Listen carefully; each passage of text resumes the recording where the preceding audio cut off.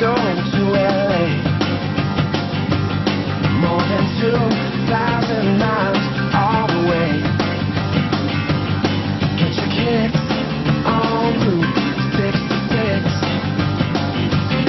When it goes through St. Louis, Joplin, Missouri, Oklahoma City looks so pretty. You'll see Amarillo, Gallup, New Mexico, Flagstaff, Arizona. Don't forget Winona, Kingman, Barstow, San Bernardino. Right, good stuff. Oh, man, I'm excited. I'm so glad you're here today. We are so close. Those of you who've been reading with us, we're in the book of Ephesians now in our reading schedule. And we've just been going through this whole year on Route 66. We are now even into our last kind of sub-series called Road Trip, and how the church is getting ignited and ready to go and change the world. So we're just really glad you're here with us today. One thing that's going to help you as we look into this message, this third part in this series, is if you have a copy of the notes. If you didn't get some on the way in, just raise your hand. We have some folks who'd love to get those to you. If you have a Bible, you'll want to open it to 2 Corinthians chapter 4. 2 Corinthians chapter 4. And I want to say, before I forget, man, I'm just so grateful for our maintenance team here at HGC at Victorville and our communications team for the great Christmas decor they've done in our campus. Can you thank them? I just am so, I love it. It's got this great vibe of definitely reminding you when you walk onto the campus, oh, wow, yeah, it's Christmas. And I just am grateful for their work and energy to make that happen. We are going to get into an interesting book today. 2 Corinthians is a book that is one of the most intimate books in the Bible, related to someone just pouring out their heart on paper. The Apostle Paul is its human author, and it's absolutely inspired by God, yet God uses the experiences that Paul went through to really not just be able to be, it's not just some sort of verbal therapy for Paul. It is so helpful to us and what we're going to learn for how we go through what today is called bumps in the road. This reality that on the path of world change, Paul was called to be exactly what we are, ambassadors for Jesus, agents of world change. But it's not going to come easy. There's going to be issues that we deal with along the way. And on this figurative idea of bumps in the road. I was even thinking about the bumps in the road that I'm feeling in my own life right now, in a weird way, kind of secondhand. I was telling the team we have a pre-service meeting on Saturdays. I told them as I arrived yesterday that I'm still kind of coming down from my just recent experience of getting here. And I told them it's because my son drove us to church yesterday. And he's 15 and a half, got his driver's permit. And I got to tell you, he's doing a great job. It's not about him being a bad driver. But I had this moment. I'm sitting in the car in the passenger seat. He's at the wheel doing his thing. And I'm just reminded, I've just had this reverse moment of me driving my little red Ford Escort and him sitting in the front seat, no airbag, so it was okay, on the way to preschool, listening to Toby Mac, J Train when he's 4. And I'm going, oh my gosh, that kid's here. And our whole family's safety is in his hands. With one fell swoop, whoosh, the Arnett's are gone, from the face of the earth. And so I'm just sitting there processing that, going, this is so wild. He did a great job. He drove us here. We came to a 4-way stop. He let the car from the right go first. Then as he's going into the intersection, the car right behind it went as well. And he hit the brakes and did a great job. I'm like, dude, you're even doing a great job with bad drivers. This is awesome. This is the real world we live in. So bumps in the road, I know a lot about. Just pray for the Arnett family right now. And stay off the sidewalks for sure. But let's look today. We're going to look at Paul's bumps in the road. He starts this passage in a really profound way. Listen to chapter 4 of 2 Corinthians, verse 1. The first verse. Therefore, since through God's mercy we have this ministry, we do not lose heart. We do not lose heart. That's really going to be the focal point of what we're talking about today from 2 Corinthians 4. How do you not lose heart in the midst of difficulties? You see, the phrase lose heart means exactly what it sounds like. It's to lack courage or to be overwhelmed or heavy burdened. How do we continue to put one foot in front of the next when it feels as though the world is caving in? Can I tell you, I am just a huge believer in God's sovereignty. And the reality is you are not here today by mistake. Even when I just began to tell you the synopsis of where you're going today, where we're going, many of you just sat there and thought, oh, okay, this is a little creepy, because how would Todd know that that's what my world seems like? That I'm sinking and I'm coming to the place where I'm suffocating, that I feel like the world is caving in around me. I didn't know. God does. And God's word has something to say to you today. And that has simply been my hope and prayer preparing for this week, was that you would hear from God what he wants to say to you about not losing heart. How do you put one step in front of the next when you feel like you can't go on any farther? We're going to hear from the Apostle Paul, how God helped him do it, and these principles will be helpful for you. First off, in your notes today, what are some of Paul's bumps in the roads we're going to learn from? Number one, criticism. Criticism was one of the bumps in the road he was dealing with. What God thinks always trumps what others think. What God thinks always trumps what others think. Chapter 4, verse 2. Rather, we have renounced secret and shameful ways. We do not use deception, nor do we distort the word of God. On the contrary, by setting forth the truth plainly, we commend ourselves to everyone's conscience in the sight of God. And even if our gospel is veiled, it's veiled to those who are perishing. The God of this age has blinded the minds of unbelievers so that they cannot see the light of the gospel that displays the glory of Christ, who is the image of God. For what we preach is not ourselves, but Jesus Christ as Lord, and ourselves as your servants for Jesus' sake. Back to verse 1, we saw that word again, therefore. Every time we see that word, we want to ask what it's there for. And to look at 2 Corinthians 4:1, you'd actually have to go all the way back to the last half of 2 Corinthians 2. Paul begins a concept, a thought there, and works its way through all the way, actually even into chapters 5 and 6. And the thought is this: Paul is saying, we are ministers of the new covenant. Jesus has called us to a gospel, a covenant that is so much more glorious than the first. Moses was, as it were, an apostle of the first covenant, receiving the law from God. It says back in Exodus that when he came down from Mount Sinai, that his face was aglow. The Israelites were like, dude, where have you been? And it says that even as the glow began to fade from Moses' face, he veiled it. It's an interesting idea. He veiled it so that the Israelites wouldn't necessarily think that anything had changed.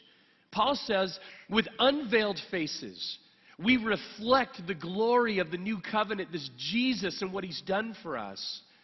And Corinthians, we want you to not just know the gospel, but to continue in it. That's the thought that he's drawing from. The problem is what's also happening as kind of a parallel reality for Paul is that he's being deeply criticized. Now, this is nothing new for Paul. Everywhere he would go, cities he would go into, he would have this process of how he would share the gospel. And what would happen is people would commit their lives to Christ. There would always be those who'd come in right behind Paul, either to try to distort his message and discourage others from following Christ, or those who would come in and say, yeah, we believe the gospel, but this guy Paul, he's kind of a loser. Listen to what I have to say. Criticism was just a part of the deal for the Apostle Paul. It was happening all the time. Here's what really broke his heart, though. It wasn't so much that these outside people were criticizing him. It was the fact that the inside people, the Corinthian believers, they were listening. They were listening to the critics. And Paul was devastated by it. 2 Corinthians is just this letter. It's like his heart is filleted on the table saying, Corinthians, we have outpoured our love for you, but you won't in exchange return your love for us. So Paul is brokenhearted, not even primarily by the criticism, but by the belief that he says earlier that he is their spiritual father. He was the one who was responsible for them hearing the gospel initially, but now his children, as it were, have turned their backs on him. That's the stuff of 2 Corinthians 4 and what Paul is working out. So you're here today, and maybe that is the bump in the road that you're working through. Maybe that's why it feels like the world is caving in. Because the criticism that you're receiving, or even the fact that others close to you are believing it. So what do you do? What do you do when you experience that kind of bump in the road? Here's the point. On your notes, you have a big gap from the point of number 1 to the end of the page. 3 important words I want you to write down. Word number 1 is what? What? And the issue is, what is being said? When you hear criticism about your life, you need to ask the honest question, what is being said? Paul, later on in this same book of 2 Corinthians, reveals what was being said about him. These people, these super apostles, they would call themselves, who came in behind him. They were saying, well, you know what, Paul, he's not a great orator. He's not a great communicator. And Paul says, you're right. But it's the power of God that works through what I says that is really the issue, not how great I am at packaging it. They went on to say, Paul, he is so bold when he's away from you, Corinthians, the letters he writes, but when he's with you, he's so timid. And Paul says, I am who I am wherever I go. And if I'm timid among you, it's only because I love you and I want to nurture and shepherd you. So Paul is hearing the criticism and he's processing, is there anything to it? Now, when I say those words, some of you didn't necessarily put up your hand physically, but in your heart you did. Todd, why would I give any credibility to the critics in my life? Why would I even ask the question if there's anything that they're saying would be true? Can I tell you honestly? Because if you don't, you're a fool. You're a fool to think that God would not use even the critics in your world to want to try to communicate the truth of blind spots that you have in your life. Do not dismiss the critics simply because they're a critic. Listen to what is being said. Ask yourself the question, is there anything true here? Maybe 95% of what is being said is bunk, but it's that 5% that I believe God wants you to hear with purpose and reason. To ask yourself the question, is there anything, God, that you want to say, even through this voice, even through this person with an agenda, even if this person who seems to be my enemy, could I at least hear what is being said? And then be able to process and be able to ask that question. Number 2, the second key word is who. What is being said, and secondly, who is saying it? I'm a really big fan of the idea of consider the source. I've been in vocational ministry for 20 years. I've heard a lot of things from a lot of people about a lot of topics. And I'm always now learning to ask myself the question, who is telling me this information? What agenda do they have? What axe do they have to grind about that person? Did they hear it firsthand or fourth hand? All that matters. And the who is so important. In Paul's life, remember what was the issue? He knew who his detractors and critics were. But to be honest, that wasn't what was breaking his heart. He'd been there and back. It was the issue of the Corinthians, his spiritual children who were buying it. That's what really broke him down. And he's begging them, he's asking them, and he does it in this amazing way. If you have people in your life who are either critical of you in that inner circle, your oikos, or people that are at least listening to the criticism and maybe agreeing with it, man, your reaction so often, my reaction so often is, I'm through with you. I can't believe it. And you get so the walls just throw up and you're so defensive about it. Look what Paul does. Let's learn from his example. What does Paul do in the face of both the critics and the listeners? He does what he's been doing all along. He loves them. He does not stop loving them. His letter is a love letter to the Corinthians saying, look at what we've done. Look at who we've been. And that's the second part. Besides expressing and continuing in an attitude of love, he simply asks them the question, think about who I am. Think about who I've been with you. Look at my track record. And ask yourself the question, is there any validity to what's being said about me? That's the two things that you do in the face of criticism. Continue to love the critic. Continue to love the person who's even listening. And secondly, just ask them, look at the track record. If the criticism is unfair or false, look at my track record and let my life speak. That's what we do related to the who. Then thirdly, why? Why? Why is this offending me so much? That's the second question. What is being said, the criticism, why does it offend me so much? Paul, again, the criticism, in part, he even agreed with. He said, I'm not some super apostle that people might make me out to be. I'm simply a servant of God. But again, it was the people that were listening. That's why it really hurt. I'm your spiritual father. And this is how you're responding to criticism about me. For you, think of the same thing. Why does criticism hurt so much? So often, it's because they're attacking the core of who you are. attacking your character, attacking some sort of skill or gift that is so important to you, maybe even attacking one of your insecurities. How much are we like that? We're insecure, and the minute someone points that out, oh my word, defense goes up. It happens in a marriage. It happens with children. It happens on the job. Your insecurities are like just this flame takes off when anyone mentions them or points them out. Why does it offend you so much of what the critic is saying? I've been criticized for a host of things, maybe like you. Interestingly enough, one of the things I was criticized for, even here at High Desert Church, was my choice of footwear. Believe it. We did a series when I first got here years ago called Refresh in the summers. And during those summer series, I wore flip-flops when I would teach. And in doing so, we asked people at the end of the series, what was your impression, what was helpful about summer, etc. And they were all glowing, wonderful things that people said. However, in the midst of them was what I have always said it was a woman because the penmanship looked this way. But it's a woman, and she wrote down this idea that my feet made her stumble looking at them. Now, interestingly enough, my feet generally only make me stumble when I catch them funny. But here's the funny thing about what she said. She didn't say she was offended by my feet. She said that they made her stumble, and so I've always taken it as, those feet are so crazy attractive, I can't even look. I'm drawn to lust just by looking at those toes. I can't. And for that, I've been deeply apologetic. Closed-toed shoes, you'll notice. But I've also been at all three of the churches I've served at, I've been attacked. My character, my integrity. And here's what I want to say to you today. That I had better have two different ways of dealing with criticism when someone attacks my footwear versus someone attacking my integrity. They better not be the same. This one, water off a duck's back, and we laugh about it and move forward. This one, I better take seriously with a whole different frame. The problem is so often we make them all the same. Attacking my feet is just like attacking my character, and that is a wrong. That is a mistake. I was talking with Pastor Jack this last week, and I love the way he said this to me. We were talking, and the context went on, but he just made this phrase. He says, Todd, as I'm getting older, I'm trying to be offended less.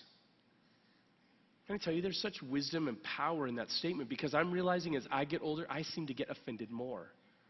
So you have to work against that. Our natural tendency will be to do this. They're not the same. Consider that reality. Why does it offend me? And here's what we're saying at the end of the day related to this concept about criticism. Care more about what God knows about you than what others think about you. And that will help you not lose heart when you're criticized. Number 2, weakness. Number 2, bumps in the road, weakness. God's power is most clearly displayed through our weakness. God's power is most clearly displayed through our weakness. Beginning in verse 6. For God who said, let light shine out of darkness, he has made his light shine in our hearts to give us the light of the knowledge of God's glory displayed in the face of Christ. But we have this treasure in jars of clay to show that this all-surpassing power is from God and not from us. We are hard-pressed on every side, but not crushed, perplexed, but not in despair, persecuted, but not abandoned, struck down, but not destroyed. We always carry around in our body the death of Jesus so that the life of Jesus may also be revealed in our body. For we who are alive are always being given over to death for Jesus' sake, so that his life may also be revealed in our mortal body. Now, something that I have failed to say yet into the message is this. We have to understand the context of 2 Corinthians 4, because the difficulties that Paul is facing, the struggles that are staring him in the face, are related to his ministry as an apostle, related to him being a world changer. He's being persecuted for what he's doing and sharing the gospel in other people's lives. We'll look later on in the book of 2 Corinthians, towards the last couple of chapters. I was reading it this morning. Paul is telling them, remember, when Jesus went to the cross, the Bible tells us that he was whipped 39 times. by the Romans 39 times merely as to say, hey, bad boy, and oh, by the way, then we're going to kill you later. 39 times he was whipped, and they said his back was such a mess, it was grotesque. Paul says the kinds of things he's gone through, the persecutions he's faced, 5 times he's been whipped, 39 times. Shipwrecked 3 times, stoned, left for dead, taken out to the outskirts of the city to be killed. This is what Paul was going through for the sake of the gospel. Can I tell you, I can't even relate to that. Look at my world. I have all the comfort. I have all the incredible privileges of being a pastor. I don't face criticism like this at all. I don't face persecution like this at all. And you would say, yeah, and me neither. I mean, I'm a Christian, and maybe sometimes I have uncomfortable conversations, but that's like it. That's what my struggle was in studying for this passage. God, I can't even relate to Paul. But I realized this along the way. Even if my struggles, even if my bumps in the road are for different reasons, issues related to relationships, issues related to my health, issues related to what's going on at work, issues related to my kids, whatever it is, these principles still apply, but realize that Paul is in kind of a different category. By the way, not in a different category by himself. Jesus obviously faced this persecution, and Christians around the world today are. We just don't hear their stories. This is how Paul navigated his weakness. He talks about that the treasure of the gospel, God has uniquely entrusted to what he calls a jar of clay. Now we hear that phrase and we're like, well, what was that about? Well, when Paul writes to the Corinthians in the culture of the day 2,000 years ago, that was what you kept stuff in. It was just a basic pottery wheel spun jar, and it was made of clay, and it could range from things that have great value to things that have very little. But it was a very common container. I was trying to think through the dynamic equivalent for us, and the idea came to that of a cardboard box. That's probably the best way that I could explain it today. So Paul is saying that we have this amazing treasure relied upon or entrusted to a cardboard box, something so frail, something so weak, something so easily broken. God has decided to take this amazing treasure and put it in here. What a contrast. And like us, we know it's never been about the box. To them, it was never about the jar. It's always about what's inside. At this Christmas time, a lot of us are doing a lot more of our Christmas shopping via the internet, and so a lot more things are landing on your porch. And it's amazing when you think about the difference between what can be in this box. For some of you, you're way excited about a gift you're getting for somebody, and then the Amazon order comes and it's on your doorstep, and you're just like, oh, I can't wait, and you rip into it. It's all there. It's all good. You're way excited about the contents. But the same kind of cardboard box could show up the next day, and you kind of go, I wonder what this is, and you open it up, and it's like a recall part for a car you don't even own anymore. And you're like, oh, whatever. The contents matters. The contents are the issue, but you were never enamored with the box. It was always about what's inside. Paul says, don't discount this gospel because God has entrusted it to cardboard boxes. It's never been about the box. It's always been about the treasure that's inside. Look at the phrases that Paul uses to describe the difficulties he's facing. It says he's hard-pressed on every side, but not crushed. He is perplexed, but not in despair. He is persecuted, but not abandoned. He is struck down, but not destroyed. And I want to ask you the question, when you heard me just read those phrases again, did you ever hear me once say the word feel? Is Paul hard-pressed on every side, but he doesn't feel crushed? Never once did I read that word. Because what Paul is dialed into is not so much his feelings about his situation, but the reality of his situation. Not so much about how he feels about his circumstances, but what he knows and what he is sure of regarding the perspective of eternity. Because look what it says. He is not crushed. Why? Because Jesus was crushed in his place. He is not perplexed.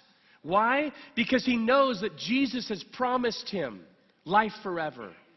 He is not abandoned because Jesus said he would never leave us or forsake us. And he is not destroyed because Jesus destroyed death on his behalf. This is what Paul knows, not what Paul feels. Because I would actually say this, that when Paul is pushed in, crushed from these other sides, he feels crushed. When Paul is perplexed, he could feel in despair, but he knows he's not. Because he knows who he is in Christ. Could I say this to you today? I feel like I just said the word feel, isn't that great? Our culture. When I talk to you about feelings and to what degree they master your life, I feel sometimes like we're talking about fish not knowing if they're wet or not. You are immersed in a culture that is feeling everything, feeling-centric. And how you feel about things matters so much. And can I say this? If you allow your feelings to live in the driver's seat of your life, you are going to drive off into a ravine. Because you're going to ditch your marriage, you're going to forsake your kids, you're going to walk out on a job you should have stayed on, you're going to leave relationships you should have been committed to. I'm not saying that feelings don't matter, but I'm saying they matter less than reality. They matter less than what the Word of God says. Our feelings need to be dealt with. They need to be put in such a way and not just kind of dismissed, because that becomes volcanic eruptions that come out the side. They need to be dealt with. But they're never meant to master our lives, never meant to navigate. And for so many of us, we are consumed by that. And it is because this is the culture you've been raised in. Feeling is everything. I'm going to put out to you today that Paul felt a lot of difficult things, but he knew who he was in Jesus. And that gave him the ability to be a cardboard box that might have been beat up on a lot of fronts, but he knew the treasure inside is what matters. That's what gave him the ability to not lose heart. He knew he lived in a frail container, a frail jar of clay, a frail cardboard box. But he was convinced that the treasure was so worth it. And that brings us to our third point, doubt. Doubt. It's what you can't see that matters most. Doubt. It's what you can't see that matters most. Beginning in verse 12. So then, death is at work in us, but life is at work in you. It is written, I believed and therefore I have spoken. Since we have the same spirit of faith, we also believe and therefore speak. Because we know that the one who raised the Lord Jesus from the dead will also raise us with Jesus and present us with you to himself. All this is for your benefit, so that the grace that is reaching more and more people may cause thanksgiving and overflow to the glory of God. Therefore, we do not lose heart. Though outwardly we are wasting away, yet inwardly we are being renewed day by day. For our light and momentary troubles are achieving for us an eternal glory that far outweighs them all. So what? We fix our eyes not on what is seen, but on what is unseen. Since what is seen is temporary, but what is unseen is eternal. I want to first, as we look at this last section, I want to first apologize to you.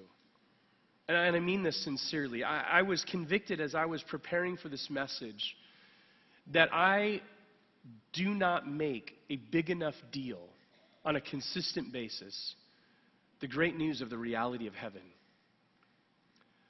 I'm not talking for Tom, I'm not talking for Tim, but for Todd. I don't often enough bring up the reality that no matter how difficult, no matter how trying, no matter how troubling your circumstances, my circumstances are, they are, like Paul said, nothing in comparison to the reality of what has been promised us. It is always, always, always, always worth it.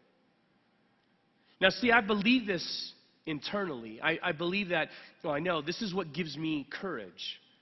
When I am going through deep waters, when my family is going through deep waters, and the people in my oikos are going through deep waters, that's what keeps me sure, keeps me pointed in the right direction. God, I know what you've promised me, and I believe you are good and good and good again to fulfill your promises.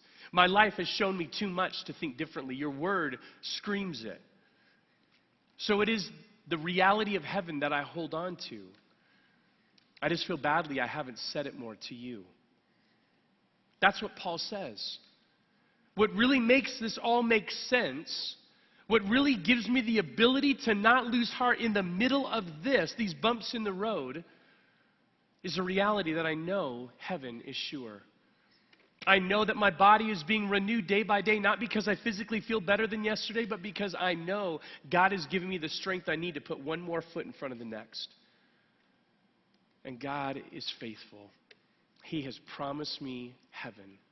You see what's fascinating? Sometimes when it comes to the gospel, we don't share enough of the story. Here's what I mean by that. I love that in our baptisms today, and you heard these people interviewed, and you heard really probably a typical kind of thing of one of three thoughts. One was, what was going on in your life that brought you to a point, and we say this all the time, nobody comes to Christ at the mountaintop. Everybody comes at the valley. My life was a wreck. This was out of place. This was blowing up in my face. That's when I knew I needed a Savior. And here they say that. Then you ask them next, and what happened? It's usually an oikos story. Someone in my world invited me to church or told me about Jesus, and I knew that's what I needed. And then we always ask this last question, what's changed in your life? And that's a totally appropriate question. Your life, my life should be, because we're being transformed into the image and likeness of Jesus, it better be different than it was before. But here's the problem, that's where we stop. Because the next question should be, how sure are you of your hope for eternity? Because that's never what Christianity was intended to be, was just to fix you, to make you a better person in this life. There are a lot of religious and spiritual ideas out there that talk about that. That was never the point of Christianity. Here's how I know that. This week in your reading, you read earlier at the end of 1 Corinthians. And in 1 Corinthians chapter 15, Paul is talking to the Corinthians. They have a whole bunch of errors of things that they've kind of followed down different paths. And one of them was that either the resurrection has already taken place and left them, or the resurrection's not really going to happen, like Jesus maybe never rose again. So Paul spends a whole chapter, all of 1 Corinthians 15, is all about the resurrection. And towards the beginning of it, he says, Corinthians, understand this. If there is no resurrection, we as Christians, we don't say, rats. You mean there's no bonus? Bummer. I was sure hoping that was going to be a part of the deal. We as Christians, because we put our faith in Christ not just for this life but for eternity, we are to be pitied more than all men. We have drunk the Kool-Aid believing that heaven is real. And if it's not, on us. But Paul says, I want to assure you that it is oh so real. And the gospel was meant not just to somehow get you through this life. The gospel was meant to live this life on God's purpose as a world changer, to prepare you for the life, the eternal life to come. That's how Paul does not lose heart. He has his gaze focused on the reality of heaven. And you hear that story and you kind of go, oh, man, that's great, Todd. Good. I'm good. Good reminder about heaven. But it's kind of like, how do I translate that reality of living life with the whole complete, confidence and assuredness that heaven is real, and yet when I walk out of these doors on a Sunday morning, how do I connect those two dots? Well, I wanted to finish today by helping you with that. I was a baseball fan all growing up. Had friends in my neighborhood that got me hooked, and loved to collect baseball cards and this whole thing. And so I was an avid baseball fan, and even in through high school. And I remember hearing about a guy towards the end of my high school time, at the late 80s, who had just a remarkable story. He was a good pitcher. Like I heard his record last service, like 64 and 57. So more wins than losses. Not necessarily Cy Young Award or Best Pitcher ever, but a really good, successful pitcher. He pitched for the Padres in San Diego and then for the Giants in San Francisco. So West Coast National League teams. And I remember an amazing thing happened. It was like 1988 that he went into the doctor and found, he's a left-handed pitcher, and he found a tumor in his left throwing arm. Doctors looked at it and said, the only way we're going to save you is by extracting that tumor and taking half of your deltoid muscle, your shoulder muscle. You'll never pitch again. Outside of a miracle, never happened. A year later, with amazing rehab, he gets on the mound, August 10th, 1989, home game, San Francisco Giants against the Cincinnati Reds, and wins. pitches a winning game. Dave Dravecky, this amazing, amazing comeback. Blew everyone's mind. 5 days later, he's up in Montreal. It's his pitching assignment again. He gets up there. He goes to throw this pitch, and I'm not going to show you the tape. It's actually gruesome. But as he throws this pitch, his arm snaps right here. And the momentum of his body just crumbles to the ground. And you watch this and you go, oh my word. It's so dramatic and so intense. And you hear that, and I remember what caught me most. I'd heard about the comeback, and I heard about, they called it the pitch heard round the world. But what really caught my attention was in the following weeks and months when I heard what Dave Dravecky said about it. This is the Bible that my girlfriend Joanna, now my wife, gave me back when I was in high school. And I started writing quotes in the back in college. This is my freshman year of college in 1990, and this is what it said. This is a Dave Dravecky quote. When your eye is only on eternity, you can handle what happens in the present. Dave Dravecky blew my mind because of his attitude, and I wanted you to actually hear from him yourself. Take a look. I will never forget when this small lump on the outside of my left arm developed into half the size of a golf ball. And the doctors were now telling me I had cancer, and my world came crumbling down. The reality was I wasn't thinking about my job and what I did. I was thinking more about my relationships and the significance of those relationships. The doctors looked at me and said outside of a miracle I would never pitch again, and after they had removed 50% of my deltoid muscle along with the tumor in my left arm, I was actually able to come back and pitch, and not just to throw 1 or 2 pitches, but 93 pitches to a victory against the Cincinnati Reds on August 10th, 1989. And now I'm in Montreal for the second game, and it was the 6th inning. I reared back, and I threw a fastball, and my left arm snapped in half, and I went falling to the ground. 5 hours prior to the ball game in Montreal against the Expos, I was having lunch with Bob Knepper, and we were talking about the miracle of the comeback, because after all, the doctor said outside of a miracle you'll never pitch. And he looked at me and he goes, Dave, it really isn't the miracle of the comeback that's so important here. It's the miracle of salvation that occurred in your life back in 1981 in Amarillo, Texas. And what God is doing is providing a platform through baseball for you to share His love with those who hurt. So now all of a sudden, fast forward to me laying on the ground with a broken arm. And all I could hear were Bob Knepper's words. It's not the miracle of the comeback. It's the miracle of salvation.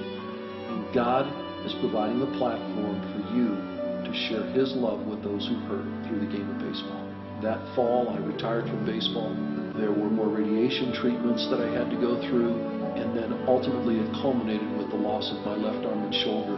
My story revolves around this whole idea of being in the midst of pain and suffering, and realizing that God was up to something so much bigger than baseball. Was that a great line? God is up to something so much bigger than baseball. If Dave Dravecky was here today, he would actually, I think, feel embarrassed that we're kind of putting him as an example to us related to the Apostle Paul. He knows well the incredible things that Paul went through, the major bumps in the road, and even the idea of the loss of a pitching career, the loss of an arm and a shoulder. He would say nothing compared to the Apostle Paul. But it maybe bridges a gap for us a little bit to go, what if the things in my life, what if God is up to something much bigger? This is Dave Dravecky's book. You can see it was written actually before he lost his left arm. This is what he says even at that point in the story. I wanted to finish with it. It's appropriate today. He writes this in the very last words of the postscript, very last words of the book.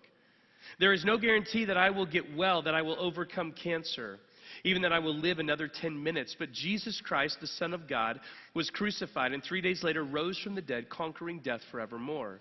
As the Bible teaches in John 3:16, anyone who believes in Jesus will not perish, but have everlasting life. He is the ground of my peace. I just love the way he says that. With Him I can face any adversity. And these are the very last words. Therefore, we do not lose heart. Though outwardly we are wasting away, yet inwardly we are being renewed day by day. For our light and momentary troubles are achieving for us an eternal glory that far outweighs them all. So we fix our eyes not on what is seen, but on what is unseen. For what is seen is temporary, but what is unseen is eternal. 2 Corinthians chapter 4, verses 16 through 18. How do you not lose heart along the bumps in the road? God's called you to be a world changer. He's using everything about your story to accomplish that purpose. Be like Paul today. Set your gaze, your focus on eternity, and you can handle what happens in this life. Let's pray. Father, we come to you today, and we are just so grateful. So grateful for the reality of what you've done, even in this Christmas season, the advent, the arrival of your Son into our world. It changed everything. And it's because of Jesus today, and because of the assuredness, the hope of heaven, you are the ground of our peace. And something, God, the person we hold on to and not lose heart, because you promise us heaven forever. You're here today, and we talk about this idea of heaven. We talk about a Jesus, and you realize, you know, that is your next step. You may know some information about him, but he never asked you to know things about him, never even asked you to believe that he ever lived. He asked you to follow. That's the invitation from day one. So the great news is, before you even get out of your chair today, you can do that. At HCC, we talk about the ABCs. A is admit. Admit that you are a sinner who has lived life on your terms, not God's. Admit that you've been a rebel doing life your way, not his. And when you admit that, you're simply admitting to what every human being who will ever live will admit to someday when they bend their knee in his presence. Begin by admitting who you are. Believe. Believe in who Jesus is. The fact that he came 2,000 years ago, lived a sinless life, died a sacrificial death, rose a supernaturally, resurrected from the dead on the third day. Believe that that act paid a debt you could never pay. You are no longer hopeless. Extended a bridge from God to you. And now C is choose. Choose not just to know information, not just to know what Jesus did. Choose to take your feet and step out on it. And take your life to the foot of the cross and say, Jesus, I surrender. It is yours. Man, in light of eternity, like we've been talking today, the exchange is all in your favor. Do that before you even get out of your chair today, and your eternity is forever changed. Father, we love you. Thank you for the reality that we can hold on to this week. Help us not lose heart. We pray all because of Jesus. Amen.